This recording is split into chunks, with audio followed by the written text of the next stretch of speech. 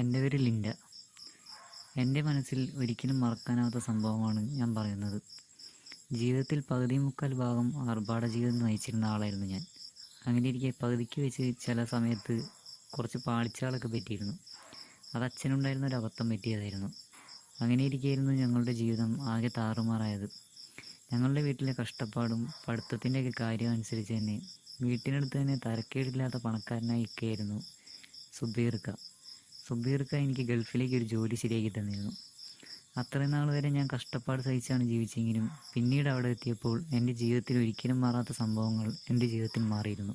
അതുകൊണ്ട് പിന്നീടുള്ള ദിവസങ്ങളിലൊക്കെ നാട്ടിലുള്ള എൻ്റെ വീട്ടുകാരൊക്കെ നല്ല രീതിയിൽ തന്നെയായിരുന്നു ജീവിച്ചത്. അവിടെ വെച്ച് എനിക്കൊരിക്കലും മറക്കാനാവാത്ത അനുഭവമാണ് ഞാൻ പറയുന്നത്. ഏകദേശം ചെറുപ്പകാലഘട്ടത്തിലൊക്കെ ഞങ്ങൾ അറിയപ്പെടുന്നൊരു വീട്ടുകാരായിരുന്നു. അതുകൊണ്ട് തന്നെ അച്ഛനിവിടെ ചെറിയ രീതിയിലുള്ള ഒരു ചിട്ടി കമ്പനി ഉണ്ടായിരുന്നു. തോമസ് ഏട്ടൻ എന്ന് പറഞ്ഞാൽ നാട്ടിലെല്ലാവർക്കും പ്രമാണിയ ഒരു വ്യക്തിയായിരുന്നു. അത്യാവശ്യം നല്ല രീതിയിൽ സമ്പാദനമുള്ളതുകൊണ്ട് തന്നെ എന്ത് കാര്യം വന്നാലും വീട്ടിലേക്കായിരിക്കും ആദ്യം ഓടി വരിക. അപ്പച്ചനത്തിൽ സമ്പാദ്യശീലം കൂടുതലായതുകൊണ്ട് തന്നെ കനിവിൽ വരുന്നവരെല്ലാവരെയും സഹായിക്കുമായിരുന്നു. അതുകൊണ്ട് മിക്ക ആൾക്കാർക്കും അപ്പച്ചനെ വലിയ രീതിയിലുള്ള ഇഷ്ടമായിരുന്നു. പാവമായതുകൊണ്ട് തന്നെ പലരും ഇടയിൽ കൂടെ പറ്റിക്കുന്ന ഒരവസ്ഥയും ഉണ്ടായിരുന്നു. എല്ലാവരും കണ്ണടച്ച് വിശ്വസിക്കുന്ന ടൈപ്പായിരുന്നു അപ്പച്ചൻ. അതുകൊണ്ട് അത്യാവശ്യം നല്ല ലക്ഷറി ലൈഫായിരുന്നു ചെറുപ്പകാലഘട്ടത്തിലൊക്കെ എനിക്ക് കിട്ടിയിരുന്നത്. എന്നെ കൂടാതെ എൻ്റെ വീട്ടിൽ എനിക്കൊരു അനിയത്തിയും ഒരു അനിയനും ഉണ്ടായിരുന്നു. ഞാനായിരുന്നു അവരുടെ ഒരു മൂത്ത പുത്രി. അതുകൊണ്ട് തന്നെ ചെറുപ്പകാലഘട്ടത്തിൽ തന്നെ വലിയ വലിയ സ്കൂളുകളിലും കോളേജുകളിലൊക്കെ ആയിരുന്നു ഞാൻ പഠിച്ചത്. അത്യാവശ്യം പഠിക്കാനും തരക്കേടില്ലാത്തതുകൊണ്ട് തന്നെ പെട്ടെന്ന് തന്നെ എന്തെങ്കിലും ജോലി കിട്ടുമെന്നായിരുന്നു വീട്ടുകാരും വിചാരിച്ചത്. അങ്ങനെ ഇരിക്കുകയായിരുന്നു ചെറിയ രീതിയിൽ ഒരു ചതി പറ്റിയത്. അപ്പച്ചൻ്റെ ചിട്ടി കമ്പനിയിൽ ഒരു സ്റ്റാഫ് അപ്പച്ചനെയും പറ്റിച്ച് നാട് വിട്ടിരുന്നു. ഏകദേശം നല്ല രീതിയിലുള്ള എമൗണ്ട് ഉണ്ടായിരുന്നു. അപ്പച്ചനായിട്ട് അടുത്ത സുഹൃത്തായതുകൊണ്ട് തന്നെ കുറച്ച് പൈസ അയാൾക്ക് മറയ്ക്കാൻ വേണ്ടി കൊടുത്തതായിരുന്നു. പൈസ തരാമെന്ന് പറഞ്ഞ ഡേറ്റിൽ പുള്ളിയെ കണ്ടിരുന്നില്ല. കൂടുതലൊന്നും തിരക്കിയിട്ടും കാര്യമില്ലെന്ന് അപ്പച്ചന് മനസ്സിലായിരുന്നു. ഇതൊക്കെ അറിഞ്ഞതോടെ വീട്ടുകാരും നാട്ടുകാരെല്ലാവരും വളരെയധികം അപ്പച്ചനെ ക്രൂശിക്കപ്പെടുകയും ചെയ്തു. എൻ്റെയൊക്കെ മനസ്താപം കൊണ്ട് തന്നെ അപ്പച്ചന് ഒരു ഭാഗം സ്ട്രോക്ക് വന്ന് കിടപ്പിലായിരുന്നു. അതുകൊണ്ട് വീട്ടിലെ കൂടുതൽ ഉത്തരവാദിത്വവും എൻ്റെ തലയിലായിരുന്നു. വീട്ടുകാർ വളരെയധികം ബുദ്ധിമുട്ടിലും ഞങ്ങളുടെ വീടും പറമ്പും എല്ലാം വിൽക്കേണ്ട അവസ്ഥ വന്നിരുന്നു. ഞങ്ങളുടെ വീട്ടിലുള്ള ഭൂരിഭാഗം സാധനങ്ങളും വിൽക്കുകയും കാറും സ്വർണവും എല്ലാ സാധനങ്ങളും വിറ്റായിരുന്നു അവസാനം വരെ ഞങ്ങൾ പോരാടി വന്നിരുന്നത്. എന്തായാലും പിന്നീട് അങ്ങോട്ടുള്ള ദിവസങ്ങളിലൊക്കെ എന്തെങ്കിലും ജോലി ഇല്ലാതെ ജീവിക്കാൻ പറ്റില്ലെന്നായിരുന്നു അവസ്ഥ. അന്നത്തെ കാലത്ത് ഞാൻ ഡിഗ്രി കംപ്ലീറ്റ് ആക്കി നല്ല മാർക്കിൽ നിൽക്കുന്ന അവസ്ഥയായിരുന്നു. അപ്പോൾ തന്നെ എൻ്റെ പഠിത്തവും നിർത്തേണ്ട അവസ്ഥ വന്നിരുന്നു. എന്തായാലും എൻ്റെ പഠിത്തമൊക്കെ നിർത്തിയതിൽ വീട്ടുകാർക്ക് വളരെയധികം വിഷമമുണ്ടായിരുന്നു. അത്യാവശ്യം തരക്കേടില്ലാത്ത നല്ല രീതിയിലുള്ള മാർക്ക് എനിക്കുണ്ടായിരുന്നു. എന്നാലും പിന്നീടുള്ള പഠിപ്പിന് പോകാനുള്ള പൈസയും ഉണ്ടായിരുന്നില്ല. അതുകൊണ്ട് തന്നെ അമ്മച്ചിക്കും വലിയ വിഷമമായിരുന്നു. എന്തായാലും അവരൊന്നും വിഷമിക്കാതിരിക്കാൻ തന്നെ കൂടുതൽ സന്തോഷത്തിൽ ഞാൻ ഇടപഴകിയിരുന്നു. അപ്പച്ചനെ എല്ലാവരും കുറ്റം പറയാൻ തുടങ്ങിയിരുന്നു. ആത്മാർത്ഥമായിട്ടുള്ള സുഹൃത്തുക്കൾ പോലും കാശുള്ള സമയത്തുണ്ടായിരുന്നു. ഇപ്പോൾ കാശില്ലാതായപ്പോൾ ഒറ്റ ആൾക്കും വേണ്ടെന്നായിരുന്നു. അത്യാവശ്യം ഒന്ന് രണ്ട് പേരുടെയൊക്കെ വീട്ടിൽ ഞാൻ പോയി കുറച്ച് പൈസ ചോദിച്ചിരുന്നു കടമായിട്ട്. അവരൊന്നും വലിയ മര്യാദ ഒന്നും കാട്ടിയില്ല. ഇതൊക്കെ വീട്ടിൽ വന്ന് പറഞ്ഞാൽ വീട്ടുകാർക്ക് എല്ലാവർക്കും നല്ല രീതിയിലുള്ള വിഷമമാവുന്നുള്ളത് കൊണ്ട് തന്നെ ഞാൻ എൻ്റെ മനസ്സിലടക്കി വയ്ക്കുകയായിരുന്നു. എന്തായാലും അനിയനും അനിയത്തിയും പഠിക്കുന്നുണ്ടായിരുന്നു. എന്തായാലും അനിയനും അനിയത്തിയും കൂടി പഠിച്ചുകൊണ്ടിരിക്കുകയായിരുന്നു. അതുകൊണ്ട് തന്നെ ഈ ദുരിതത്തിൽ നിന്ന് അവരെങ്കിലും എങ്ങനെയെങ്കിലും രക്ഷപ്പെടണമെന്ന് എനിക്ക് ആഗ്രഹമുണ്ടായിരുന്നു. എന്തായാലും ഈ വിഷമങ്ങളൊക്കെ ഉള്ളതുകൊണ്ട് തന്നെ അമ്മച്ചിക്ക് വളരെയധികം ബുദ്ധിമുട്ടായിരുന്നു. അത്യാവശ്യം ഞാൻ ചെറുപ്പകാലഘട്ടത്തിൽ തന്നെ അമ്മച്ചിക്കൊരു ഹാർട്ടിൻ്റെ ഓപ്പറേഷൻ കഴിഞ്ഞതാണ്. അതിൻ്റെ കുറച്ച് ബുദ്ധിമുട്ടുണ്ടായിരുന്നു. വലിയ വലിയ പണികളൊന്നും എടുക്കരുതെന്നായിരുന്നു ഡോക്ടർ പറഞ്ഞിരുന്നത്. എന്തായാലും ഈ കാര്യങ്ങളൊക്കെ വന്നപ്പോഴും ഞങ്ങളുടെ സിറ്റുവേഷനൊക്കെ മോശമായപ്പോഴും അമ്മച്ചിക്ക് പുറത്തു പോയുള്ള ജോലിയൊന്നും ചെയ്യാൻ പറ്റില്ലായിരുന്നു. പിന്നെ വീട്ടിലെ കാര്യങ്ങളും അപ്പൻ്റെ ചികിത്സയും അതെല്ലാം കൂടി എൻ്റെ തലയിലായിരുന്നു. എന്തായാലും മുന്നോട്ടുള്ള ജീവിതത്തിന് എന്തെങ്കിലും ജോലി കിട്ടിയാൽ മതിയാവുമെന്ന് എനിക്ക് ഉറപ്പായിരുന്നു. എൻ്റെ ഒരു വാഗ്ദാനത്തിലായിരുന്നു ഇവരെല്ലാവരും നിന്നിരുന്നത്. അമ്മച്ചി എപ്പോഴും വിഷമിച്ചിരിക്കുന്നതുകൊണ്ട് തന്നെ അമ്മച്ചിക്കൊരു സന്തോഷത്തിന് വേണ്ടി ചെറിയൊരു പണി ഞാൻ ചെയ്തു കൊടുത്തിരുന്നു. അമ്മച്ചി നന്നായിട്ട് കുക്ക് ചെയ്യുന്നതുകൊണ്ട് തന്നെ അമ്മച്ചിക്ക് കുക്കിംഗ് ഓർഡറൊക്കെ എടുത്ത് സാധനങ്ങളൊക്കെ ഉണ്ടാക്കി വയ്ക്കലായിരുന്നു പണി. അതുകൊണ്ട് തന്നെ ഞങ്ങളുടെ കഷ്ടപ്പാടൊക്കെ കഴിഞ്ഞ് അവിടുത്തെ വീട്ടിലൊരു ചേട്ടൻ അത്യാവശ്യം ഓർഡറുകളൊക്കെ പിടിച്ചു തന്നിരുന്നു. ബിരിയാണിയായിരുന്നു അമ്മച്ചിയുടെ പ്രത്യേക സ്റ്റൈലിലുള്ള ഫുഡ്. അത് തന്നെ പല വിധത്തിൽ വയ്ക്കുമായിരുന്നു. പിന്നെ അത്യാവശ്യം കുക്ക് ചെയ്യുന്നതുകൊണ്ട് തന്നെ ഞങ്ങൾക്കും നല്ല രീതിയിലുള്ള ഫുഡ് കഴിക്കാമായിരുന്നു. അങ്ങനെ എന്തോരുന്നാളെന്ന് വെച്ചാൽ ഇങ്ങനെ ഓർഡർ വരുന്നതും കാത്തിരിക്കുന്നത്. വല്ലപ്പോഴൊക്കെ മാത്രമേ ഇങ്ങനത്തെ ഓർഡറുകളൊക്കെ വരാറുള്ളൂ. വന്നു കഴിഞ്ഞാൽ 3-4 ദിവസമൊക്കെ കഴിയാനുള്ള പൈസ കിട്ടുമായിരുന്നു. പിന്നീടുള്ള ജീവിതത്തിനും അത്യാവശ്യം നല്ല രീതിയിലുള്ള പൈസ വരുമായിരുന്നു. എന്തായാലും അമ്മച്ചിക്ക് പുറത്തുപോയി ജോലി ചെയ്യാൻ പറ്റില്ല. എന്തായാലും എനിക്ക് എങ്ങനെയെങ്കിലും ഒരു ജോലി സംഘടിപ്പിച്ച് തരാൻ ഞാൻ എൻ്റെ പരിചയത്തിലുള്ളവരോടൊക്കെ പറയുന്നുണ്ടായിരുന്നു. അങ്ങനെ എൻ്റെ ഫ്രണ്ട്സിൻ്റെ അടുത്തൊക്കെ ഞാൻ പറഞ്ഞിരുന്നു. എന്തായാലും അവരും പറ്റുന്ന രീതിയിൽ തന്നെ തിരക്കേടില്ലാതെ ഒപ്പിക്കാമെന്നായിരുന്നു പറഞ്ഞത്. പിന്നെ ഒരുപാട് നേരം ഞാൻ കാത്തിരുന്നെങ്കിലും ആരുടെ ഭാഗത്തുനിന്നും ഒരു റെസ്പോൺസിബിളും ഉണ്ടായിരുന്നില്ല. അതുകൊണ്ട് തന്നെ വീടിനടുത്തുള്ള ആൾക്കാരോടൊക്കെ ചോദിക്കാമെന്ന് കരുതി. അങ്ങനെ ഇരിക്കുകയായിരുന്നു വീടിനടുത്ത് തന്നെ അത്യാവശ്യം ക്യാഷുള്ളൊരു ഇക്ക ഉണ്ടായിരുന്നത്. ബഷീർക്ക എന്നായിരുന്നു പറഞ്ഞത്. പുള്ളിയുടെ കസ്റ്റഡിയിൽ അത്യാവശ്യം ജോലിയൊക്കെ തരപ്പെടുത്തി കൊടുക്കുന്ന ആൾക്കാരുണ്ടായിരുന്നു. ഞങ്ങൾ അത്യാവശ്യ കാലഘട്ടത്തിൽ തന്നെ ഞങ്ങളിൽ നിന്ന് പൈസയൊക്കെ കടം വാങ്ങിച്ചതിന് ശേഷമായിരുന്നു സുബീർക്ക് ഗൾഫിലേക്ക് പോയതും പണക്കാരനായതും. അതുകൊണ്ട് തന്നെ അപ്പനായിട്ട് വലിയ ലോഹ്യത്തിലായിരുന്നു. എന്തായാലും വീട്ടുകാരെയൊക്കെ ആയിട്ട് നല്ല അടുപ്പമായിരുന്നു. വീട്ടുകാരുടെ കാര്യത്തിൽ പ്രത്യേക സ്നേഹമുള്ളതുകൊണ്ട് തന്നെ എനിക്കൊരു ജോലി സംഘടിപ്പിച്ച് തരാൻ വലിയ ബുദ്ധിമുട്ടുണ്ടാവില്ലെന്ന് എനിക്ക് തോന്നുന്നു. അങ്ങനെ ഒരു ദിവസം വീട്ടിലെ കാര്യങ്ങളൊക്കെ അനുസരിച്ച് സുബീർക്കരെ വീട്ടിൽ പോയിരുന്നു. സുബീർക്കരെ വീട്ടിൽ ചെന്ന് കാര്യമൊക്കെ സംസാരിച്ചിരുന്നു. എന്തായാലും വീട്ടിലേക്ക് ഞാൻ ഒറ്റയ്ക്കായിരുന്നു പോയിരുന്നത്. അന്നെന്തോ സുബീർക്ക ഭാഗ്യത്തിന് അവിടെ ഉണ്ടായിരുന്നു.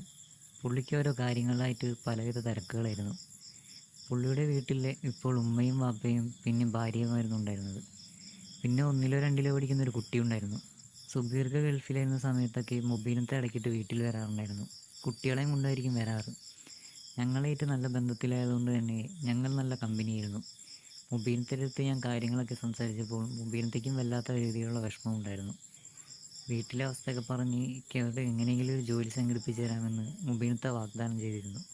എന്നാലും മുബീനത്തെ വാക്ക് തെറ്റിക്കില്ലെന്ന് എനിക്ക് ഉറപ്പായിരുന്നു. ഇക്കയുടെ അടുത്തൊക്കെ സംസാരിച്ചപ്പോൾ ഇക്ക എൻ്റെ പഠിച്ച ഫയലും കാര്യങ്ങളൊക്കെ കൊണ്ടുവരാൻ പറഞ്ഞിരുന്നു. എന്തായാലും സർട്ടിഫിക്കറ്റും കാര്യങ്ങളൊക്കെ നമുക്ക് ഹാജരാക്കിയാൽ മാത്രമേ പുറത്ത് നല്ല ഇൻ്റർവ്യൂസും മറ്റും അറ്റൻഡ് ചെയ്യാൻ പറ്റുമെന്ന് സുബീർക്ക വാഗ്ദാനം ചെന്നിരുന്നു. അതുകൊണ്ട് തന്നെ സുബീർക്ക പറഞ്ഞതനുസരിച്ച് ഞാൻ എല്ലാ സാധനങ്ങളും വീട്ടിൽ ഏൽപ്പിച്ചിരുന്നു. പിന്നീട് ഒരു ദിവസം സുബീർക്കയുടെ കോൾ വന്നിരുന്നു. എന്തായാലും സുബീർക്ക് ഈ ജോലിയുടെ കാര്യം പറഞ്ഞായിരിക്കും വിളിക്കുമെന്ന് എനിക്ക് ഉറപ്പുണ്ടായിരുന്നു. എന്തായാലും നമുക്ക് നാളെ ഒന്ന് കോഴിക്കോട് വരെ പോകേണ്ടി വരുമായിരുന്നു. അങ്ങനെ ജോലിയുടെ ഒരു കാര്യം ഏകദേശം റെഡിയായി വന്ന മട്ടായിരുന്നു.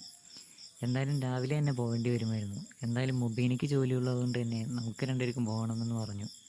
എന്തായാലും അത് കുഴപ്പമില്ലെന്ന് പറഞ്ഞുകൊണ്ട് ഞാൻ രാവിലെ തന്നെ ഇക്കയുടെ വീട്ടിലെത്തിയിരുന്നു. അവിടെ നിന്ന് ഇക്കയുടെ 2-3 ഫ്രണ്ട്സുകളും ഉണ്ടായിരുന്നു. അങ്ങനെ ഒരു ഫ്ലാറ്റിൽ വെച്ചായിരുന്നു ജോലിയുടെ ഇൻ്റർവ്യൂ ഒക്കെ നടത്തുമെന്ന് പറഞ്ഞിരുന്നത്. അത്യാവശ്യം നല്ല സാമ്പത്തിക സ്ഥിതി ഉള്ളതുകൊണ്ട് തന്നെ ഇക്കയുടെ കൂട്ടുകെട്ടും അതുപോലുള്ള കമ്പനിക്കാരായിട്ടായിരുന്നു.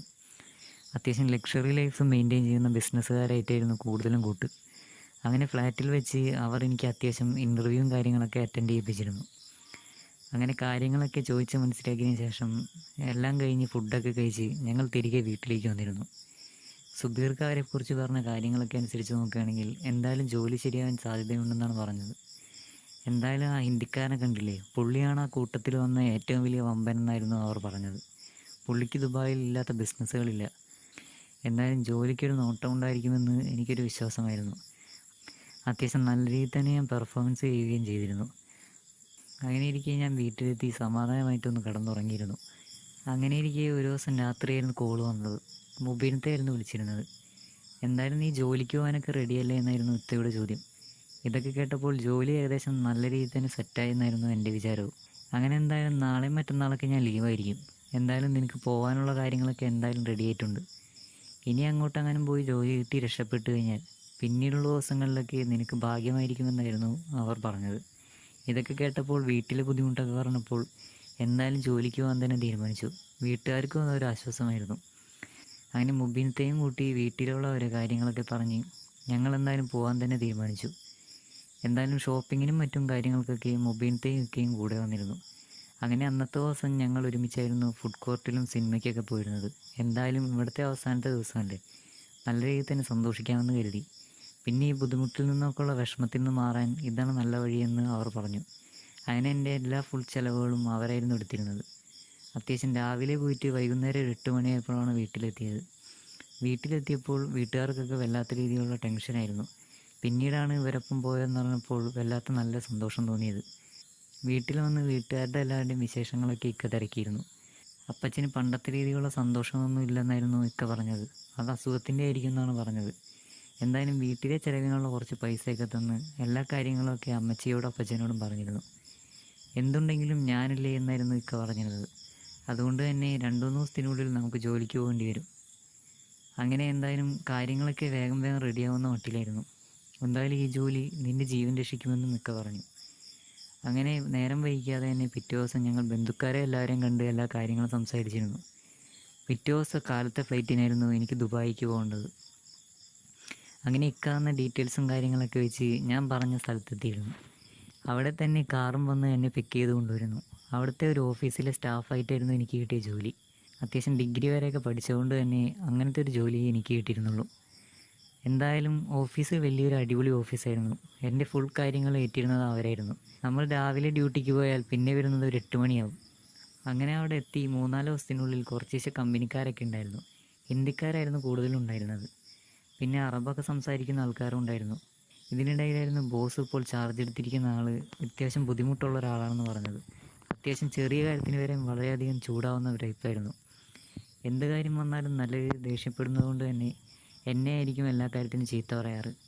അങ്ങനെ ഇരിക്കെ ഞാനൊരു ദിവസം റൂമിലേക്ക് കയറി ചെല്ലുമ്പോഴാണ് അത് കണ്ടത്.